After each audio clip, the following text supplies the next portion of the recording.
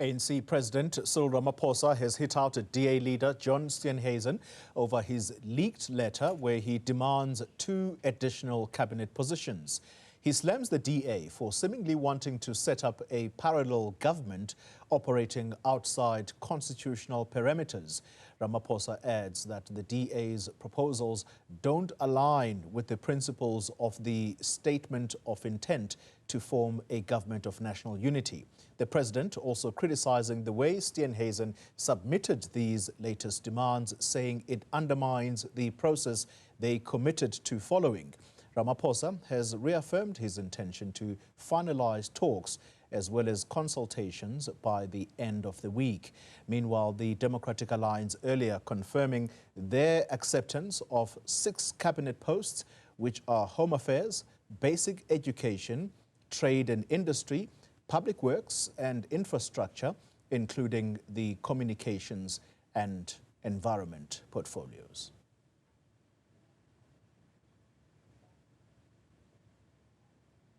All right, let's speak about these developments now with political analyst Professor Stephen Friedman and international relations expert Professor Chris Landsberg. To both of you, my thanks for joining us this evening. Professor Friedman, can I kick off things with you? Today, we saw the foundations coming together, but they were careful not to veer in this space of a GNU. What do you make of these developments, these foundations that want to kick off the dialogue, the much talked about national dialogue? Well, golly, look, we haven't got to a national dialogue yet. I mean, to me, a national dialogue, is a very important topic, but clearly that's not what's uppermost on the minds of the parties at the moment. I think what we've got to bear in mind here is that you have 2 parties who have been attacking each other for the last 20 years or so, who have discovered that they have to govern together, and that it's a messy process. And what is happening is, the term is brinkmanship. Both sides choose to leak to the media that which makes their position look good and the other side's position look bad. I think for most of us to try to unscramble most of this, given that we're not flies on the wall when they meet, and the only document we have to go on is the agreement they signed, which is quite vague, for example, on issues like cabinet appointments, we just have to see what develops. But the one thing I think is very important for South Africans to bear in mind in this is that I don't believe that either of these 2 parties have an alternative to what they've agreed to do. The DA has spent the entire election campaign telling its supporters that its goal is to prevent a coalition between the ANC or the EFF, the MK party. If it walks away from this, it's in effect telling its voters that a couple of positions were more important to it than preventing something which it says was a doomsday scenario. The ANC, on the other hand, if this doesn't work out, has either got to look at a coalition with the EFF, which does not have a majority, so they'd have to string together a whole lot of other parties, and quite frankly, what we would have would look like the Ekurhuleni Council or sometimes the Joburg Council, and I don't think that South Africans want that, and I don't think the ANC wants that. Yeah. Or you could have a coalition between the ANC and the MK party, which would be like pretending the last 15 years in the ANC never happened. So we're going to hear a lot of noise. We're going to have a lot of leaks. Various toys will be thrown out of cot, but at the end of the day, I think the reality is that they're going to have to govern with each other. And of course, once they agree to do that, that's when the whole question of the national dialogue will become very important. Professor Landsberg, so political brinkmanship at times, these negotiations conducted through media leaks. How does this look to the ordinary South African?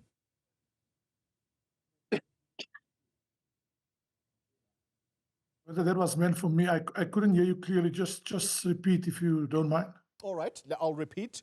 So Political brinkmanship is what Professor Friedman refers to the current talks. That's his description of things. And at times, there have been these leaks to the media by either of these parties. How does this look to ordinary South Africans? I suppose what confuses ordinary South Africans is that all 10 parties that have signed up, including the two main protagonists, or who seems to behave like antagonists at the moment, have been making good work and promises about the national interests and how they will act in the interests of the people. We've heard constant phrases like bona fides, who is acting in good faith, who's acting in bad faith. But I think what the ordinary South Africans are seeing is exactly what Prof. Friedman is.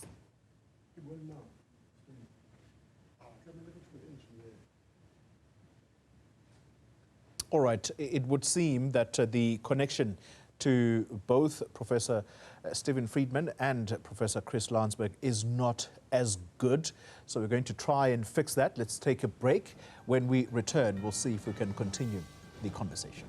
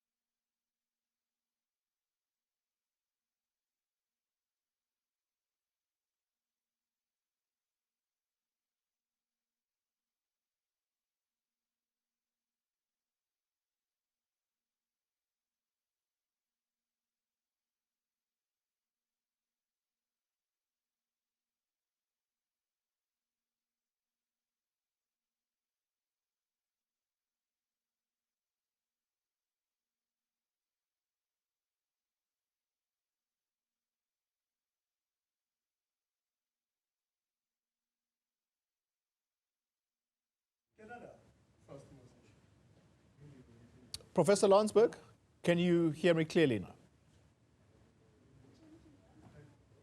Yes, I'm back. Sorry about that, Tolly. Okay, perfect. I think you're sounding better in my ear. Prof. Friedman, is my sound good to you? Yeah, I don't think my line is, I could hear both of you the whole time. So, I don't know. I think my line's okay. Okay. I was hearing you and I think the mine is. Okay, perfect. Yeah, and I think Sorry the problem about is that. on my side. Tolly, we've had some outages, but I'm back for now. Okay, all right.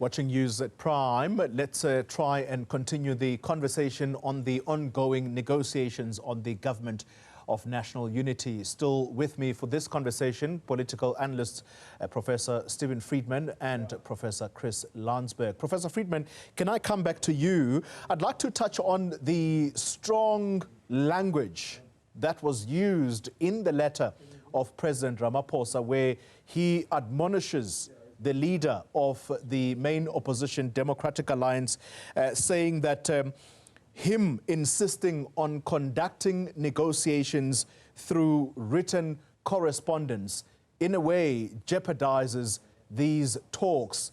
What do you make of the language of President Ramaphosa, the leader of the ANC, in the capacity he was writing this letter? Is he on the right path here?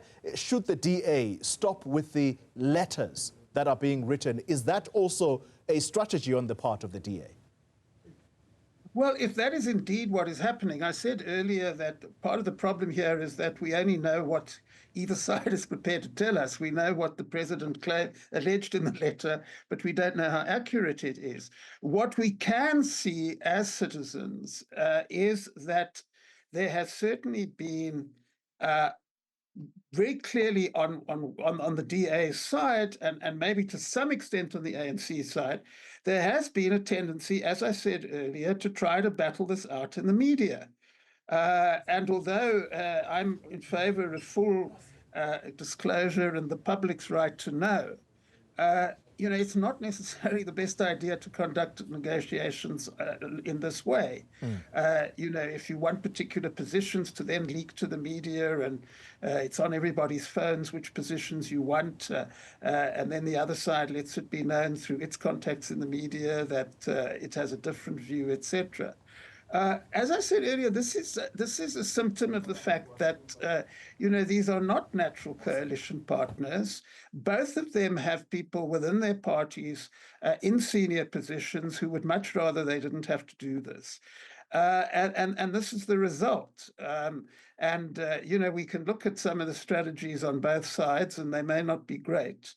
But as I keep on saying, I think that two parties who are forced by the lack of other options to govern with each other will have to do that. And perhaps both sides should recognize that they should spend more time trying to persuade their constituencies that this is what they have to do, and less time playing to their constituencies, which is what they're doing at the moment, by showing how terrible the other side is.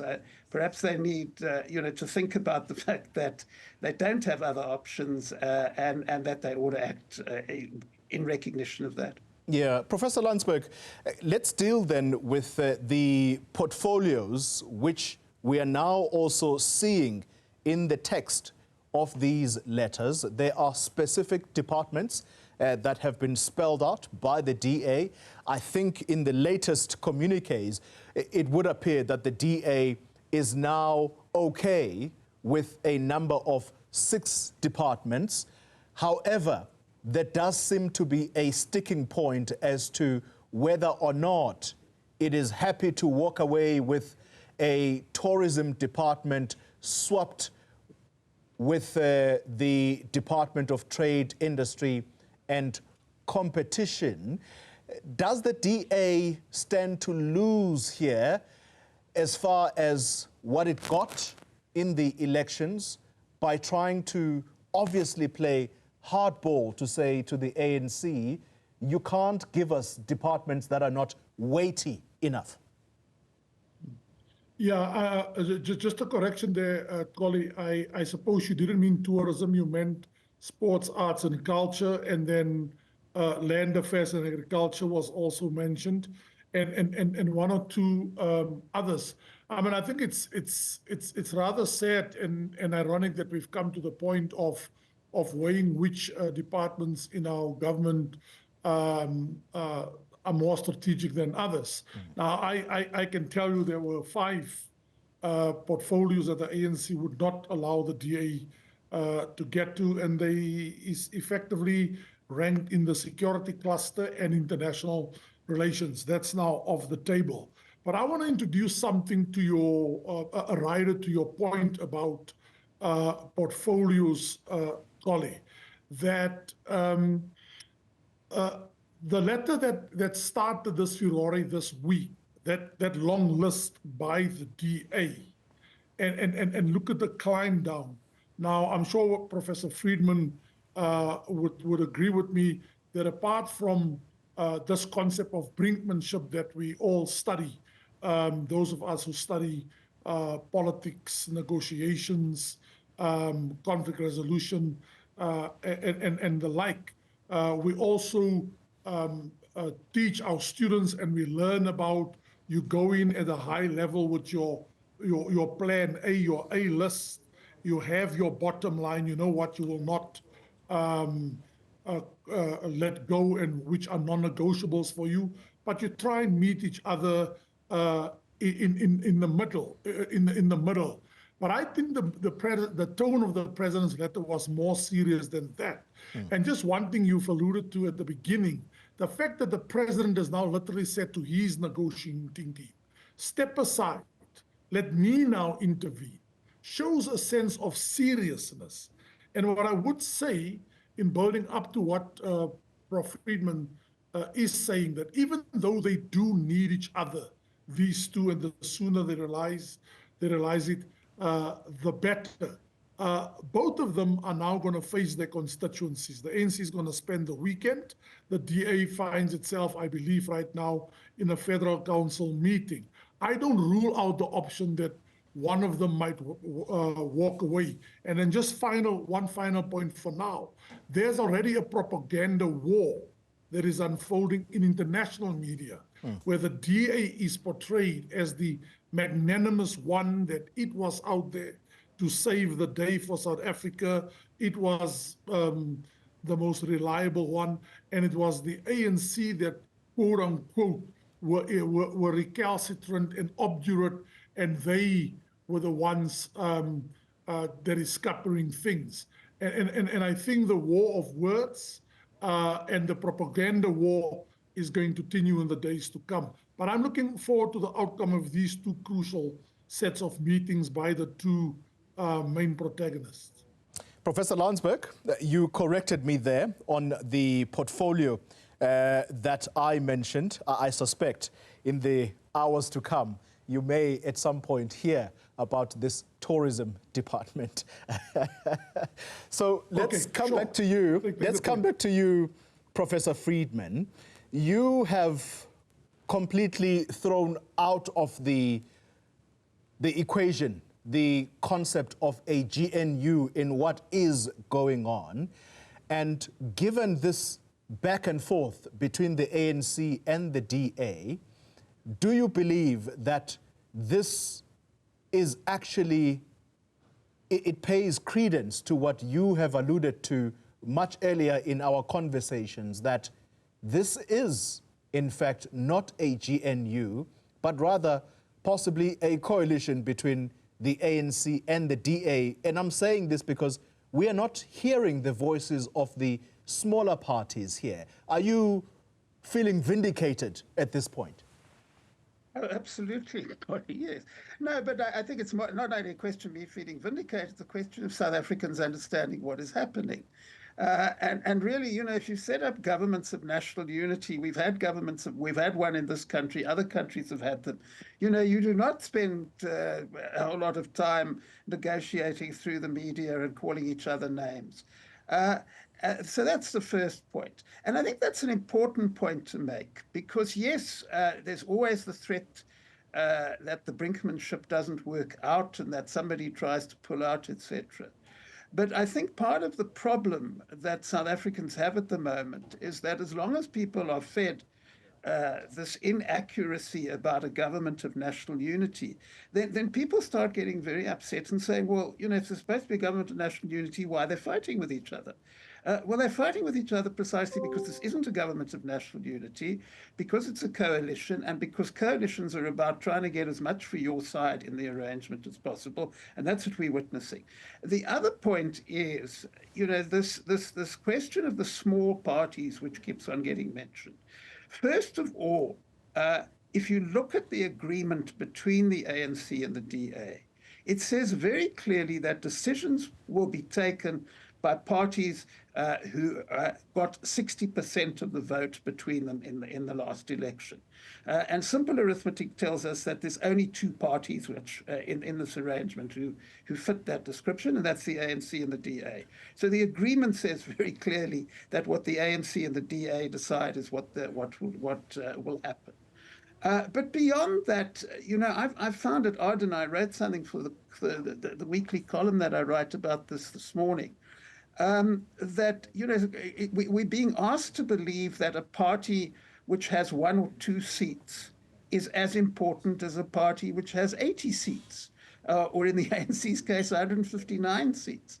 And this is not democratic as well as not being accurate. I mean, the reason parties are small is because very few people voted for them. Bigger parties are the parties who got more people to vote for them. And in a democracy, if you get more people to vote for you, you should have more influence because you're speaking for more South Africans. So, I think the presence of the small parties here is a bit of a sideshow. The IFP, incidentally, is important. The IFP is important because if the IFP withdraws from this arrangement, then the coalition loses KwaZulu-Natal. So the IFP has got the leverage to make itself heard. Yeah. But the other parties don't. They could walk out of the coalition and the coalition would carry on as though nothing had happened. I think we need to be a bit more realistic about that. We've had small parties going on air, etc., and behaving as though they have 80 seats, etc. They don't, and they are going to have to accept that, if this thing happens, the parties who have a lot more votes and a lot more seats are going to be calling the shots. You introduced into the equation, Professor Friedman. All right, I'm told that Chris Landsberg is back, so let's try and give him also some airtime. Sure. Professor Landsberg, you've brought into the equation the international element of things, being the international relations scholar you are. Talk to us about what you make of the ratings agencies. A second one has now come out to voice its support for an ANC-DA arrangement. Again, is this part and parcel of some play by the DA in the international arena to say, we are the good partner for the ANC if this government of national unity is going to work? Excellent question, Polly, and let me zero in on that, but I also want to say something about the GNU if time allows, but let me stick to the question you've asked me. That I'm not surprised that the ratings agencies are punting the DA and the AU Pact as the most rational one that can bring stability, all the differences, ramifications between them notwithstanding. I want to go further. I want to actually say to you, and few scholars are picking up on it, that there is a real element in which this pact between the DA in particular as a cardinal player, a pivotal player, together with the ANC and some fringe parties, is a pact that has been crafted outside of South Africa. I suggest to you that there are international actors, and I'm prepared to go to the extent of saying Washington, D.C. Is a co-sponsor of the idea. And of course, one must back this up with research. We all do. We all do primary research in our fields and so on. And there is a serious element there. And in the event of the DA walking out, I can already predict for you what the outcome will be. It's the ANC's fault. The ANC, the DA is apparently not prone to making these kinds of mistakes. The DA is surrounded by an army of NGOs, media and stuff funded, and that's why the strategy is now taken abroad. So the international dimension is absolutely fundamentally crucial. I just want to say something on the GNU. When my colleague Ibrahim Fakir and I made the case for a GNU, and I take all Prof. Friedman's points, we were asking a simple question: whether the context between 1994 and 2004 has changed, and of course it has fundamentally. The question is there a crisis in this country? Is there a social, economic, political crisis of other proportions, crime, and the like, that would necessitate all South Africans coming together and all political parties to coming together to put the national interest first? I don't even want to talk about issues of homicide rates, of the governance crisis, the hollowing out of the state, to quote Achille Mbembe and others. There is a crisis, and we made the case for a GNU on that basis. But whether a GNU would emerge and whether what we have right now, even with the DA in, would constitute a GNU is another matter. And I would be the first to say to you that at best we have a grand coalition emerging right now, but it doesn't refute for us the need that South Africa is in desperate need for a government of national unity to tackle the myriad of crises that we are facing. Yeah. And I'll just leave the GNU one there. Professor Friedman, it probably may be unfair to you, unless, of course, you will tell us that you've also conducted some research in this regard. Do you agree with Professor Landsberg that there are external players and that this possibly could have been crafted outside of the country, what is emerging, at least in the words of those that are part of this, as a GNU? Well, I don't agree, Dolly, simply because, look, I mean, obviously, Professor Landsberg is right to say that this is the kind of arrangement which various international actors would like. But that's not the same as saying that they crafted it, which was his view.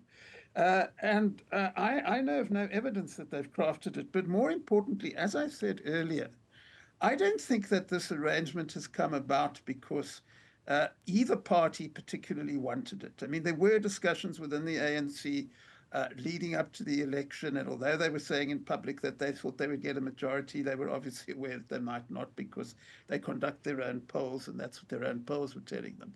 And certainly the idea of a coalition with the DA was mentioned. But the reason why this coalition is on the table, in my view, is not because the international actors made it happen, but because the election results made it happen. You see, what happened in the election is that because the MK party got 14% of the vote, quite a few of the options which were discussed within the ANC before the election were taken off the table. So to give you an example, there was a lot of enthusiasm in sections of the ANC before the election for a coalition with the IFP. But of course, that was taken off the table by the fact that the MK party took votes from both of them and they didn't have anything like a majority together. There was, like, Deputy President Mashatile has said in public that he was sympathetic to a coalition with the EFF. But that was effectively taken off the table by the result. I didn't think it was ever going to happen, but be that as it may, as I said earlier, they don't have a majority between them. They would have had to cobble together something with a whole lot of small parties, which would have been unworkable. And really what has happened is that the election result has made this the only game in town. And yes, the international actors are cheering it. And yes, they are probably doing it for all the wrong reasons, as they always do. But my problem about this is not to win or lose an academic debate. It's simply to say that a lot of my analysis of the noises which are being made here, etc., is based on the idea that both parties have no option but to do this. And I certainly agree with my colleague that to blame only the ANC for this is entirely inaccurate. Both parties, as he said earlier, are trying to please their constituencies and are trying to somehow make a deal which their constituencies won't give them a hard time for accepting. And that means that we're going to have an awful lot of noise. If this does, in fact, as I expect, get going, I can assure you the noise will continue. It's not a love fest. And that is where the whole question of the national dialogue comes in. And where we might have an interesting debate is, I agree with Professor Landsberg that we have a crisis. But in my view, the best way to deal with that crisis is to get the parties to bargain with each other. That means recognizing that there are differences, but that we all live in the same country, and therefore you're going to have to give up some of what you want in order to make sure that you get some of what you're hoping for. Right. And if we can get that going over the next few years through this national dialogue, then I think the country can move forward, whatever the political parties continue to do about each other. Professor Stephen Friedman, I want to thank you very much for your time. Professor Landsberg, I suspect you wanted to respond, but time is against us. I want to thank you very much for your contribution as well.